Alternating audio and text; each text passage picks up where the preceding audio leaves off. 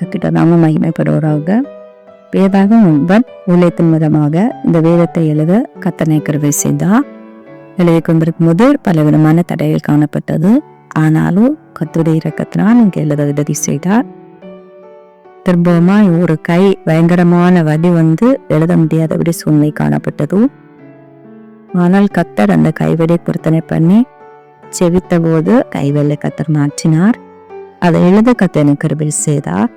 திரும்பவுமாய் என்னுடைய பிள்ளையுடைய வாழ்க்கையிலே என் பிள்ளைகள் குடும்பமாக வெளிநாட்டாகவும் அந்த இடத்துல திருப்தனாதராகவும் கர்த்தர் கிருபை செய்தார்.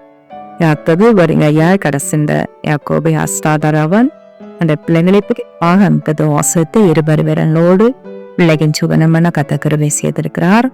கர்த்தருடைய நாமம் மாத்திரம் மகிமைப்படுவதாக. திரும்பவுமாய் எத்தனையோ தடைகள் காணப்பட்டதோ, ஆனால் எப்படியாயினும் இந்த வருடத்தில் எழுத முடிக்க வேண்டும் என்று வாஞ்சியோடு விருப்பத்தோடு பரிசுத்த இடத்துல உதவி கேட்டு நான் ஜெபித்து எழுத தொடர்ந்தேன். கர்த்தர் எழுத கிருபை செய்தார். என் வீட்டையும் கர்த்தர் ஆசீர்வாதமாய் வைத்திருக்கிறார். திரும்ப அவர் செய்த நன்மைகள் சொல்ல நாவு போதாது. அவ்வளவா இந்த வேதத்தை எழுதும்போது கர்த்தர் கிருபைகளையும் நன்மைகளையும் செய்து அடனே ஆசீர்வதித்தார். எத்தனையோ பலவீனங்கள் காணப்பட்டது. எல்லா பலவீனம் கர்த்தர் மாற்றி ஜீவ சுழுதலையை தந்து எழுதவும் அதை எழுதி முடிக்கவும் கிருபை செய்தார்.